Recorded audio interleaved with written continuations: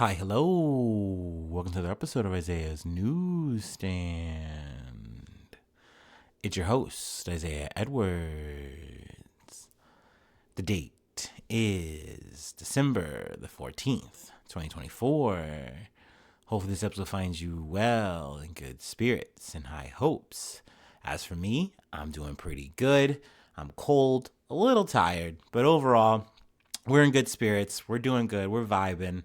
Let's see. We had a Saturday overtime shift. I mentioned that was coming up. It went okay. Turned out we missed a trash pickup, which was annoying.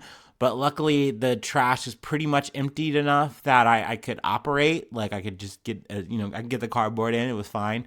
Just a bit slower. A little annoying, but these things happen. I was all good. Also, we're still doing the situation where like half of the break room is, being remodeled. So that's annoying. But I think I found my locker. So that's nice. Like essentially what had happened was they moved out all the lockers in that side of the break room and they moved them into another part of the warehouse. That's like where we clock in at. So I was like, okay, somewhere in this scrum of lockers is my locker. And, I was able to find it, so I'm imagining I'm just going to get my same locker back. It's not going to be as weird as I thought it was going to be for the temporary situation. It's just relocated, so that's good. Hopefully, fingers crossed. Knock on wood. But yeah, no, it was a good work shift. I went to the gym right after. Very nice, one into the other. So yeah, it was good. It was solid. And so here we are. Oh, let me do donuts. Let me talk donuts. A little bit of preamble for the food corner. Why not? We kept it pink today. I got a pink iced glazed donut, and then I got a pink iced cake donut. It was a cake donut. I'm sorry. I'm pretty sure it was a cake donut. And then on the way out, I scored a blueberry iced cake donut. So we really won today. Triple up. But no big donut. We really didn't get the big cinnamon roll. They didn't have that, or it was already gone. But that's all good. We got 2 or 3 of those, for my Saturday shift. So I'll take that. That's a dub. That's a win. Now, I don't know about next week. We never really know until like halfway through. Usually, though, we don't wind up working the overtime the same way after this point, but we'll see. Every year it's different, so I keep my head on a swivel when it comes to that. But yeah, that's more or less where we're at with that stuff. Food corner though from last night, I made Korean fried chicken, spicy, white rice, a couple of egg rolls.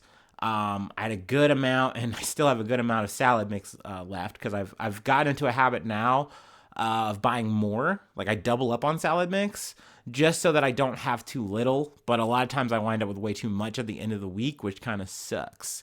But, that's kind of where we're at with that. Sometimes you're just going to have some leftover lettuce. It just bees like that. You know what I mean? But yeah, it was a yummy little meal. It was really good. And yeah, now you're all caught up on my Joneses. So let's go ahead and do our startup and we will get into some news.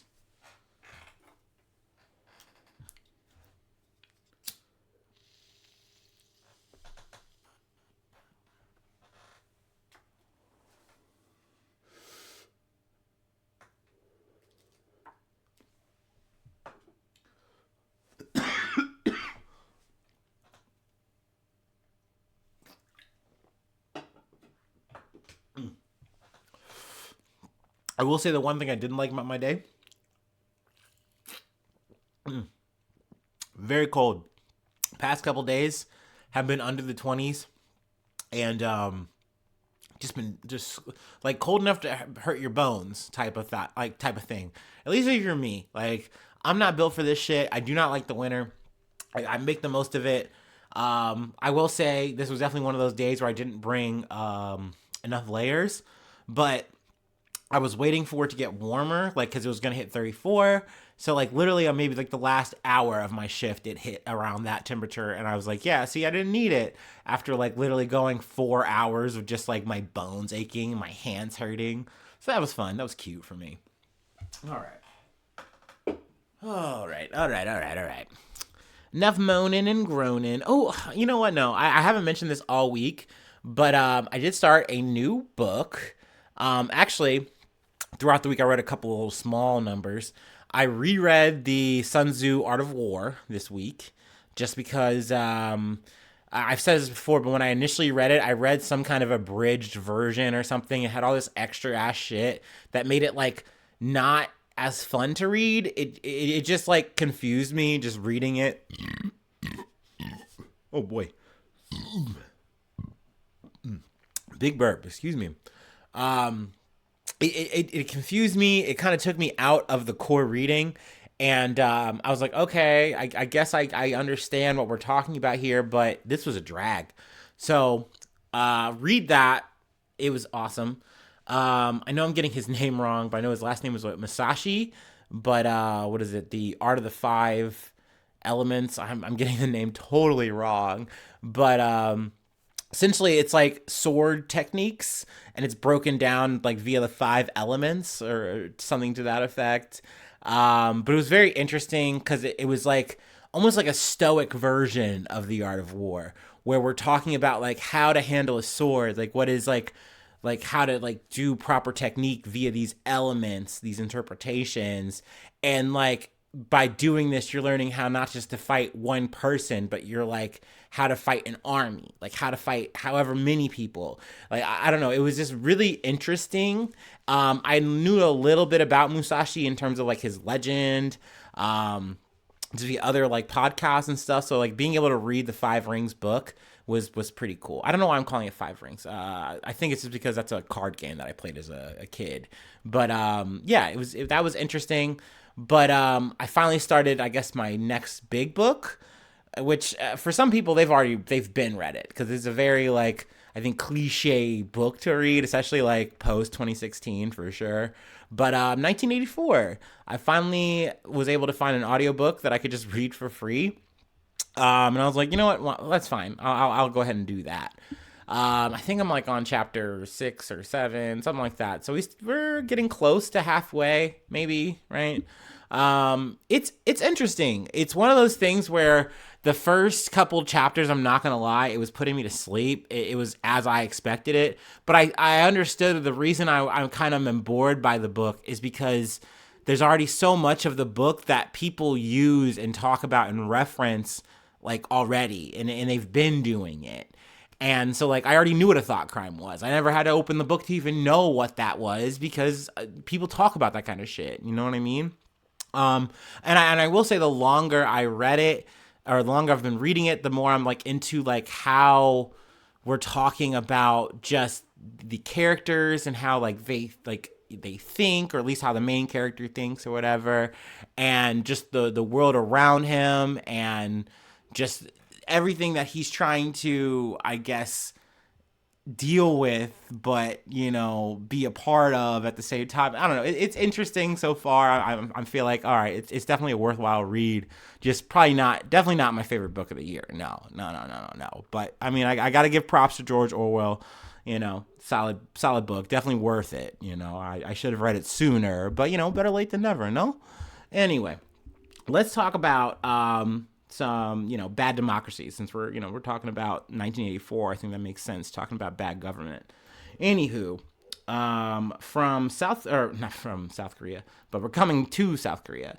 From the Associated Press, South Korea's parliament votes to impeach President Yoon Suk Yeol over his martial law order. So, bit of an update here.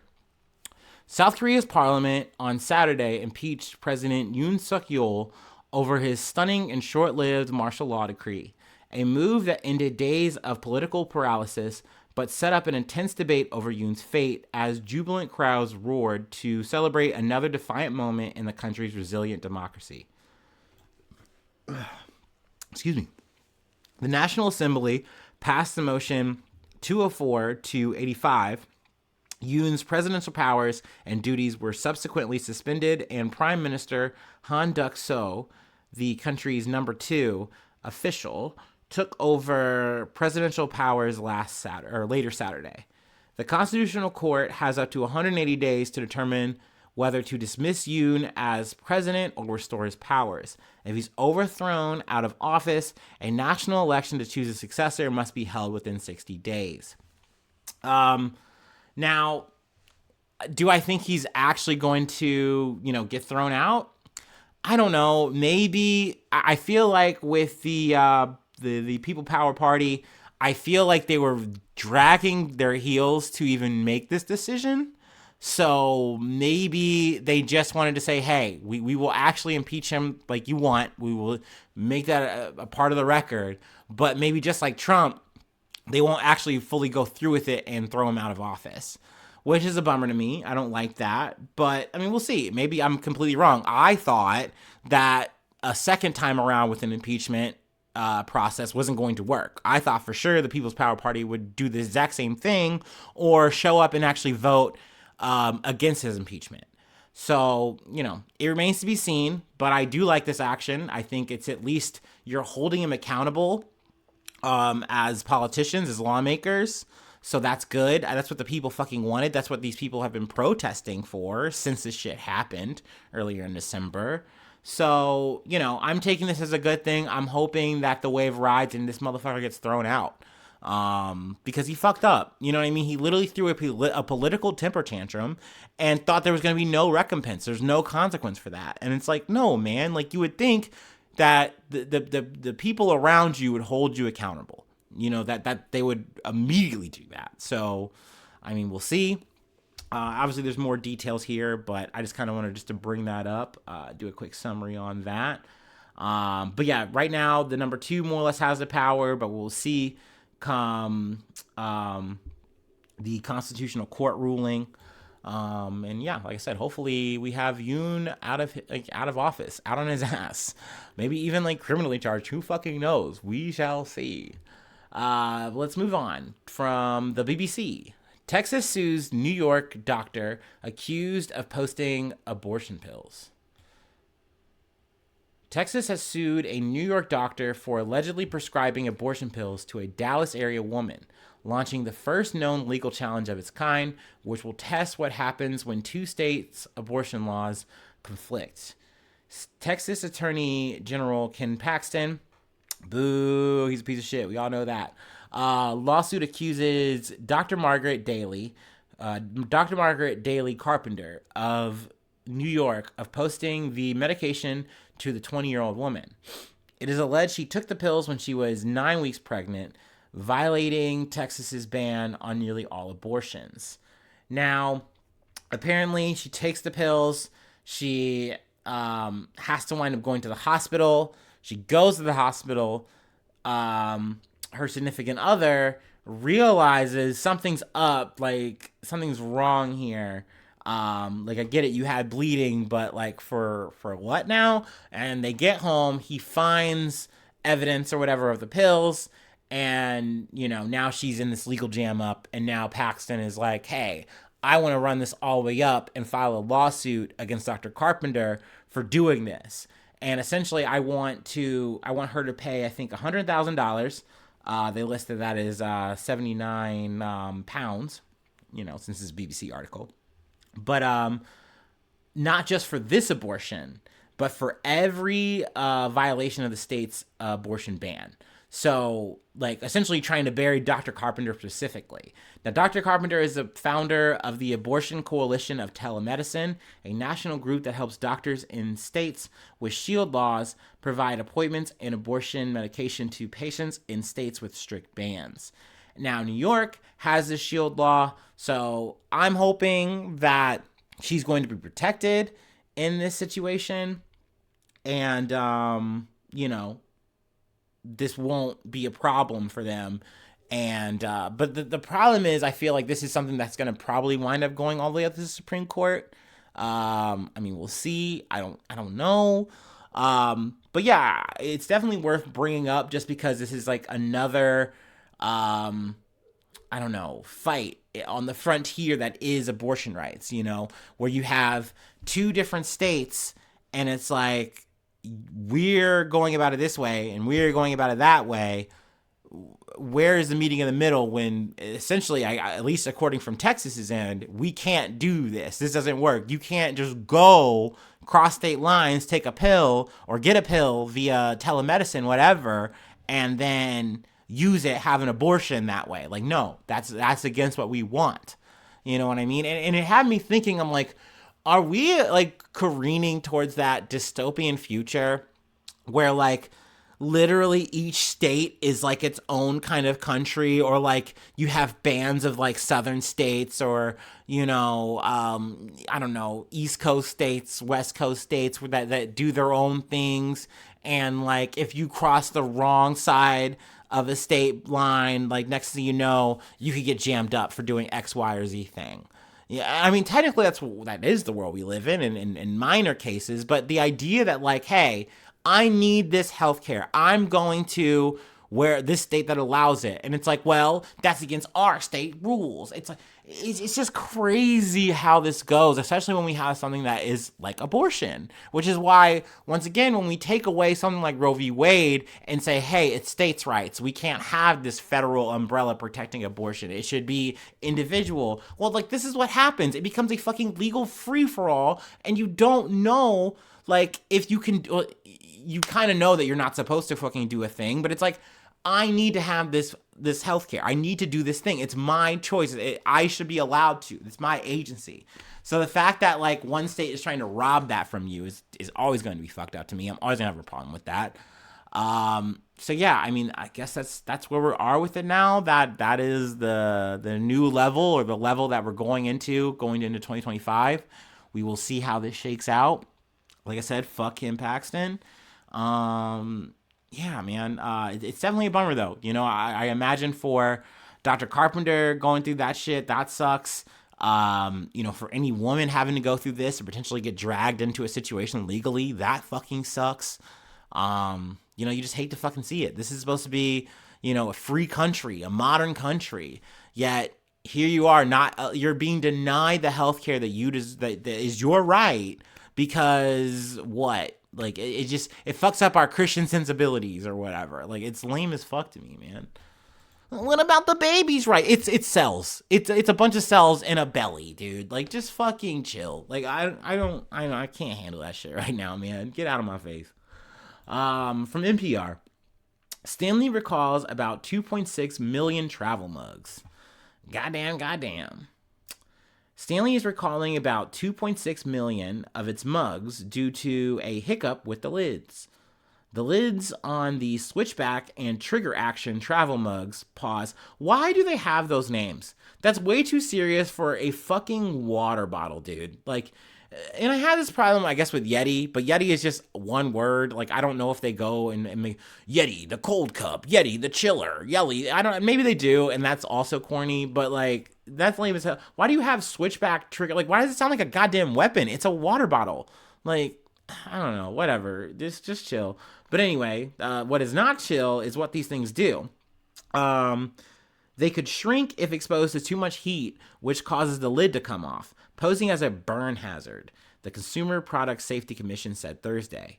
Stanley has received 91 reports globally of lids coming off, the Safety Commission said. As a result, 38 people were burned, 11 of whom had to receive medical attention. The 12 and 16-ounce varieties of the switchback mugs have been recalled, while the 12 to 16 and 20-ounce varieties of the trigger action mugs have been recalled. They were priced between $20 and $50 and sold at major retailers like Amazon, Walmart, and Target from June 2016 through this month. Now, look, I'm all for having a cool water bottle. I've referenced a story about how I got a free water bottle from Planet Fitness. I love that. I use that shit every day. But that being said, I don't go out of my way to pay for a goddamn water bottle. I think it's kind of crazy that people go into this looking for like the best water bottle tech. Like, it's a water bottle. Just take a little thing, a little thing with a cap on it, fill it with water, you're good to go, baby. I mean, it's tale as old as time, right? I don't call me crazy, call me old fashioned. But I don't have the guzzler thing or whatever the fuck, the water bottle with the straw. I don't need all that shit, man. I just want a water bottle, period. That being said, can you imagine?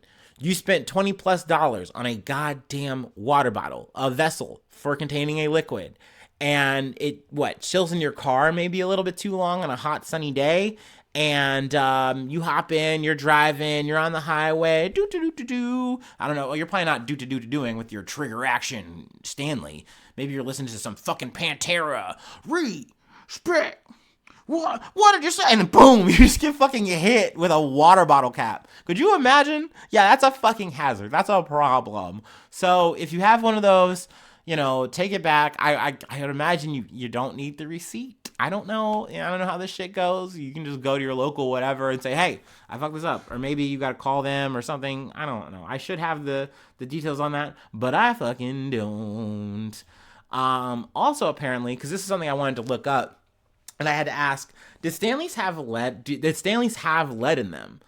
And it turns out, yes, some Stanley products contain lead, but the lead is generally not accessible to customers, which means it's hidden somewhere in a compartment.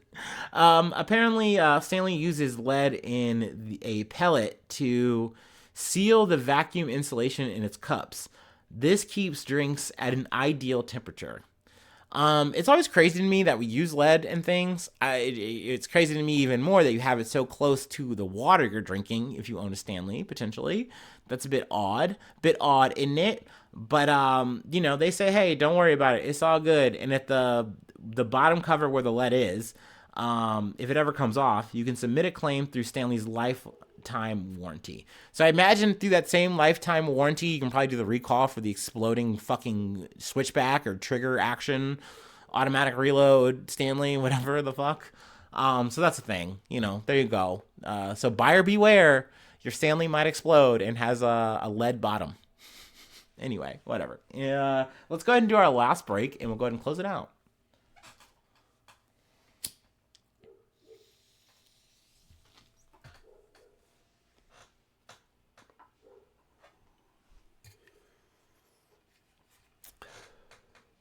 By the way, I think my water bottle is called a hydro flask, if you're interested. It's got the little jump man on there, singular guy, if you remember.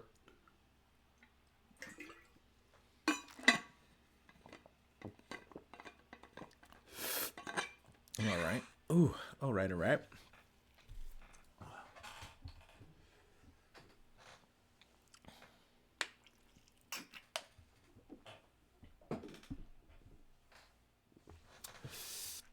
Oh, yeah, also a random update on Pelosi. Apparently she tripped or fell or something to that effect and had to get an emergency hip replacement. So, old people things. I guess speedy recovery or whatever the fuck you're supposed to say there. Anyway, from ABC News. Multiple drones entered airspace at New Jersey Naval Station. Official. So, yeah, we're back on the drone talk. There have been multiple instances of drones entering the airspace at a Navy weapons station in New Jersey, officials said on Friday, as the concern continues to grow over widespread drone sightings in the region. Naval Weapons Station Earl, which is located in Colts Neck, New Jersey, said it was aware of sightings in the region and continues to closely coordinate with federal and state agencies to ensure the safety of our personnel and operations. While no direct threats to the installation have been identified, we can confirm multiple instances of unidentified drones entering the airspace above Naval Weapons Station Earl. Bill Addison, public affairs officer for the naval station, said in a statement to ABC News, the base remains prepared to respond to any potential risks, leveraging robust security measures and advanced detection capabilities.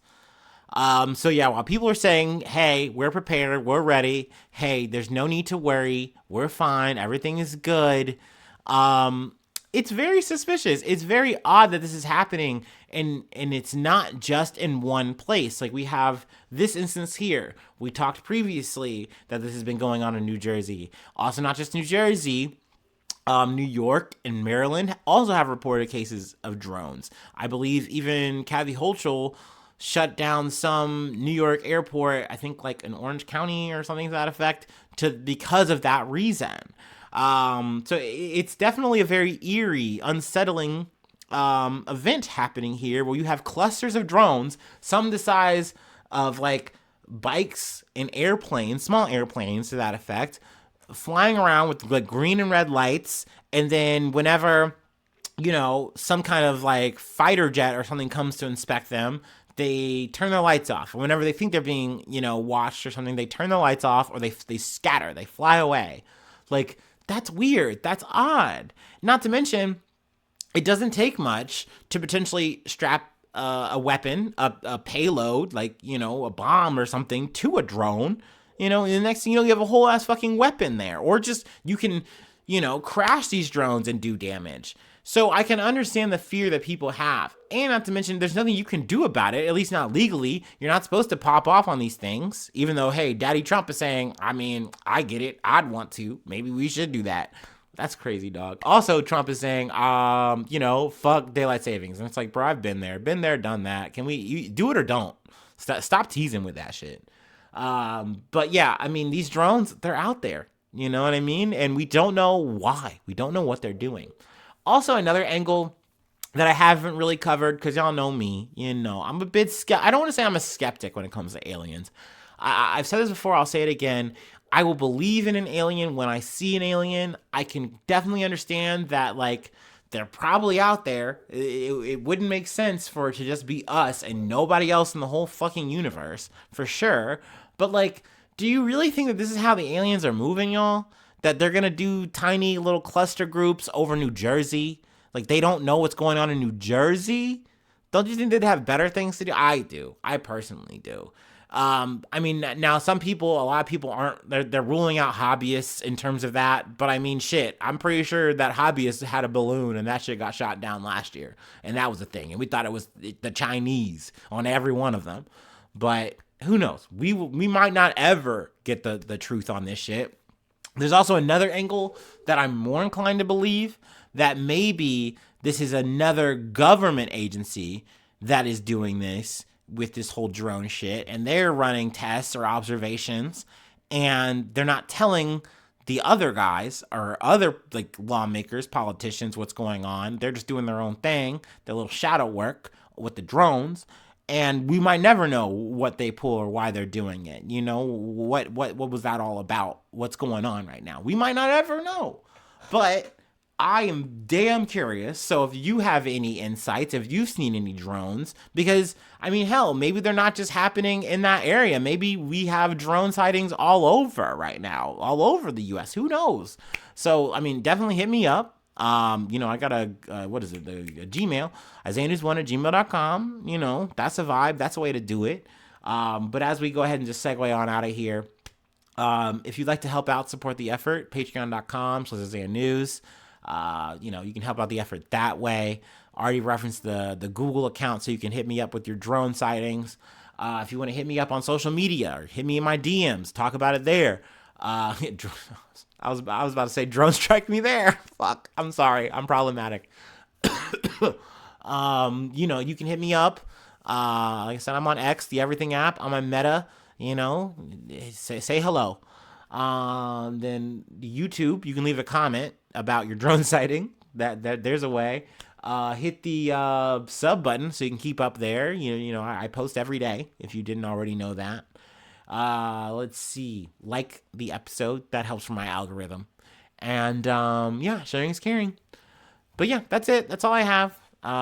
Let's see. I haven't even got to my little closeout screen. Thanks so much for tuning in. Thanks so much for being a friend. And hopefully I see you soon for some more good news. I love ya. Bye-bye. Mwah.